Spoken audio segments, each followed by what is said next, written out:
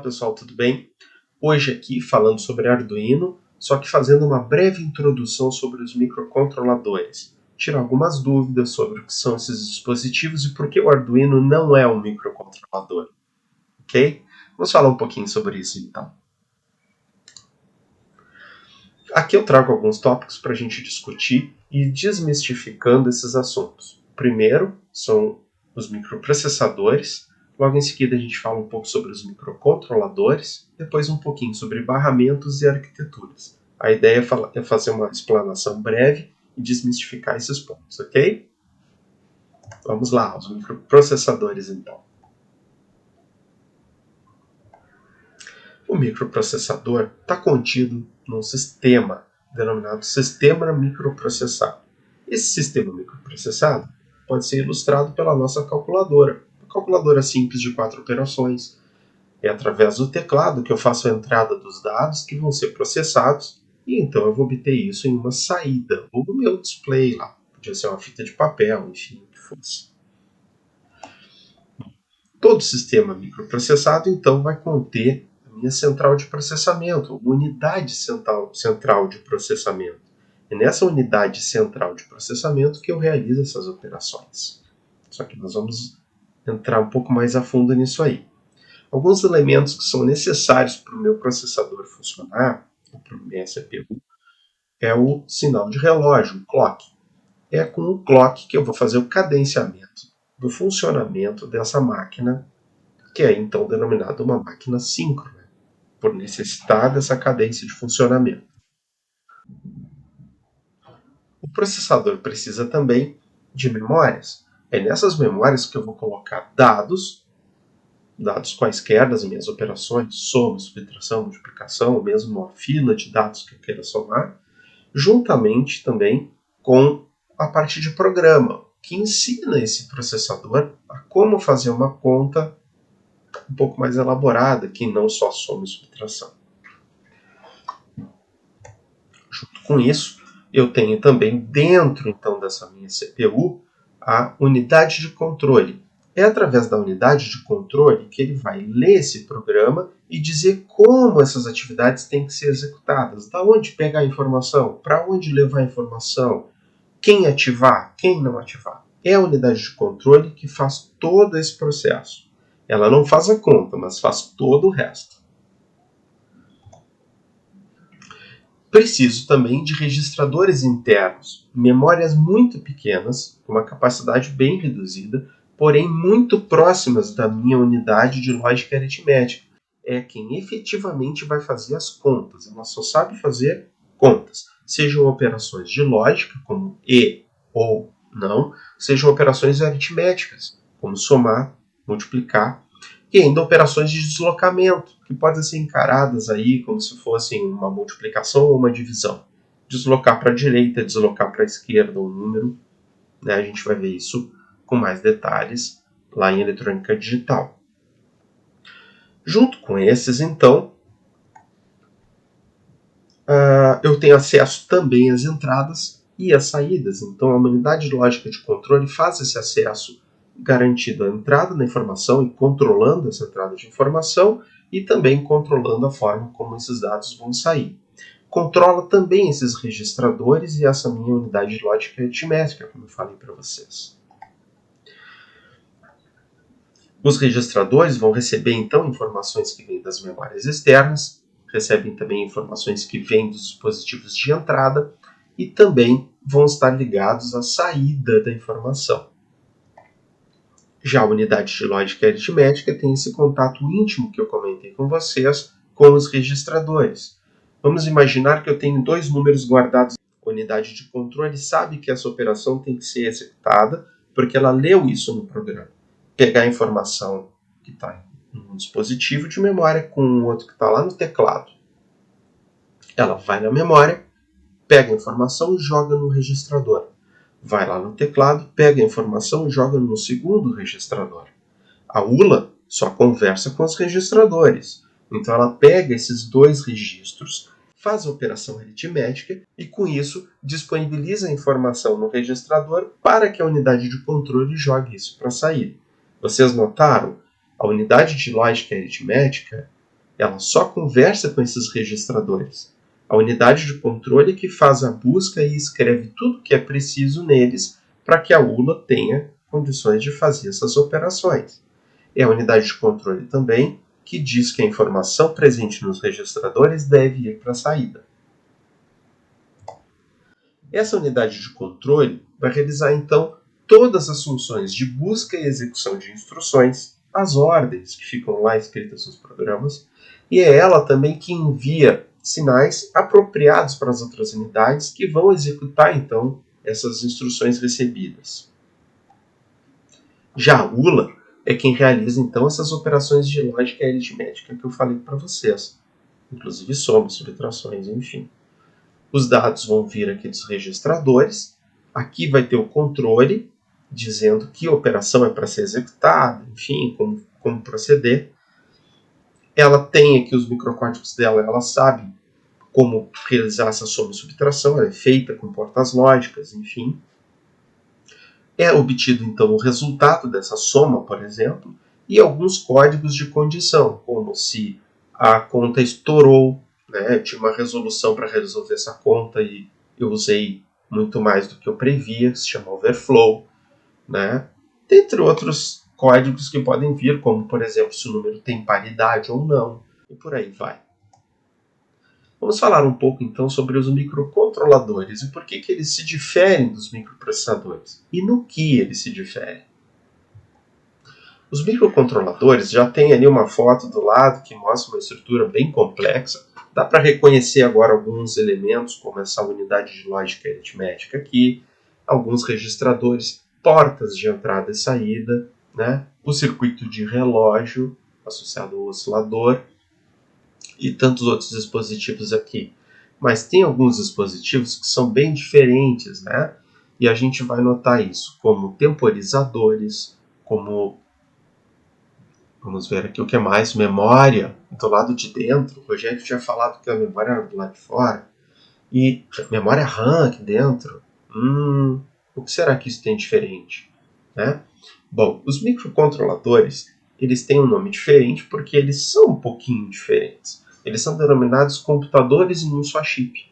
Então imaginem todo aquele sistema microprocessado que a gente viu, com memórias que ficavam do lado de fora, circuito do relógio do lado de fora, tudo isso embutido dentro de uma única pastilha de silício, certo?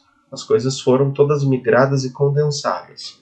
Esse sistema SoC, ou sistema on chip, é na verdade o meu microcontrolador. Memórias de dado e programa foram parar dentro do microcontrolador. Conversores analógicos digitais ou mesmo digitais analógicos que o microprocessador nem tem foram parar dentro do microcontrolador. Contadores, temporizadores dentro do microcontrolador. Unidades para fazer comunicação serial dentro do microcontrolador.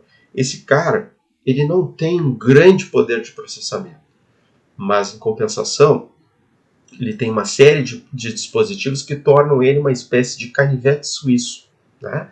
E essa é a grande vantagem dos microcontroladores, a facilidade de aplicação. Eu até tenho microcontroladores que têm um certo poder de fogo para processar, mas não é a principal função dele. A principal função é poder se integrar para uma aplicação de controle, certo? Os microcontroladores, então, vão se aplicar a sistemas automatizados, se aplicam a controle em subsistemas de veículos, as nossas centrais de veículo, né? Se aplicam na medicina, se aplicam em brinquedos, né? Hoje em dia, cada vez os brinquedos com mais requintes e bonequinhos que falam, acendem luzes, tem até comunicação entre bonecos já, carrinhos, enfim. Aplicações que requerem menor processamento quando comparados a um pequeno computador. E os barramentos? O que são esses barramentos? A gente já viu alguns deles naquelas figuras que eu mostrei para vocês, mas vamos discutir um pouquinho mais sobre barramentos. Aqui eu coloquei um esquema grande que envolve aí o uso do Z80, que é um microprocessador muito utilizado nos anos 80 e mesmo no início dos anos 90. O Z80 é um microprocessador de 8 bits, quer dizer, Hoje a gente tem nos computadores 64 bits. Na época lá, ele fazia somas, subtrações, enfim, tudo que envolvia com 8 bits. Mas esses 8 bits e 64 bits, no que isso muda? É o tamanho da palavra. A minha unidade de lógica aritmética dentro do Z80 tinha conexão com registradores de tamanho 8 bits. Então, eu tenho números aí que vão de 0 até 2 na 8, menos 1. Né? E mais do que isso, eu precisaria fazer contas fragmentadas.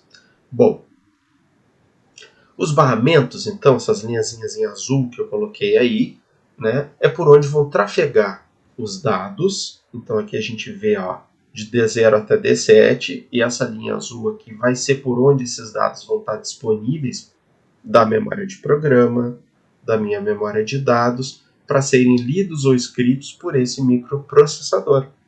Os dados vão fluir por este barramento. São 8 bits em linha que são conectados a esses dispositivos. A informação está presente ali para todo mundo ao mesmo tempo, mas é o microprocessador que diz quem vai acessar e para onde essa informação está indo.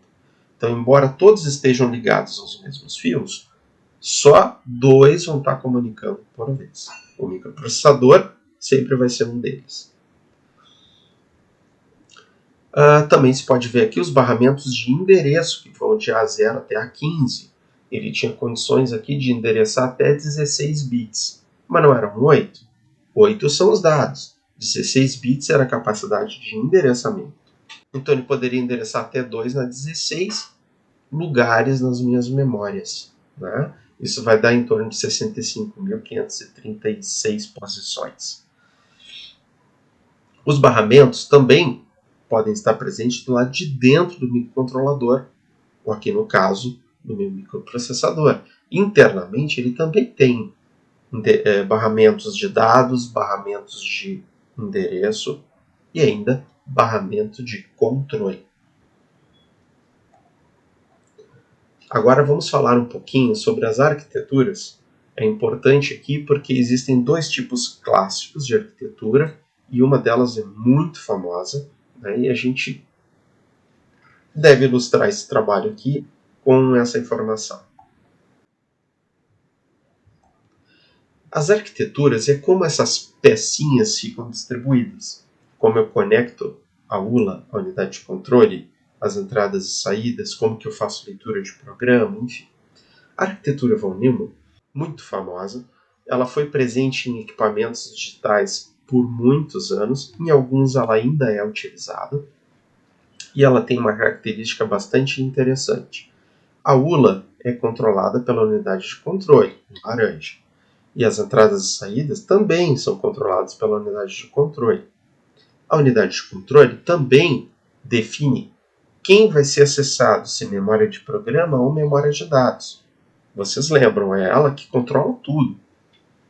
Ela não faz as contas, mas todos os fluxos são definidos por essa unidade de controle. E é ela que vai dizer se a minha memória de programa vai ser lida para poder executar alguma instrução, ou se vai ser algum dado que vai ser escrito na memória RAM, ou mesmo vai vir dessa memória RAM para análise. A arquitetura von Neumann apresenta esses blocos todos. Mas o mais importante é como esses blocos então vão funcionar. Nunca memória de programa e memória de dados vão ser acessadas ao mesmo tempo na arquitetura von Neumann. E isso é muito importante, porque cria o que se chama gargalo ou estreitamento. Eu nunca vou poder buscar um programa enquanto a minha ULA estiver trabalhando. Eu não consigo fazer esse paralelismo ou aproveitar melhor o tempo. Bom, isso muda quando eu vou falar de uma arquitetura chamada Harvard. A arquitetura Harvard é muito parecida com a von Neumann no aspecto de ter uma ULA, de ter uma unidade de controle, entrada e saída. Essa unidade de controle fazer o papel aí de sargentão, atuando em todo mundo. Porém, ela permite que a memória de programa seja lida enquanto eu estiver acessando a minha memória de dados. Isso quebra esse gargalo e torna o sistema um pouco mais ágil. o processador vai poder acessar as duas memórias, os dois grupos de memória de forma simultânea. E aí, com isso, eu ganho agilidade no meu sistema. Bom, pessoal, a ideia era trazer um pouco desses elementos que compõem um sistema microprocessado e, portanto, também um sistema microcontrolado. E com isso facilitar um pouco o diálogo quando a gente for falar em aspectos menores do microcontrolador presente no sistema Arduino. A gente já sabe agora que Arduino não é um microcontrolador, que Arduino não é um microprocessador, mas sim um sistema microcontrolado, porque ele contém um microcontrolador dentro, ele tem barramentos, ele tem portas, enfim, né? Ele utiliza 8 bits, a ULA dele é de 8 bits, e a gente já sabe também que ele tem uma memória de programa, enfim, memória de dados interna. Ficou muito mais fácil de entender certos conceitos associados a ele e até mesmo entender quando vem uma variante de Arduino no que ele tem de melhor e se compensa pagar um pouco mais para o meu projeto, tá certo?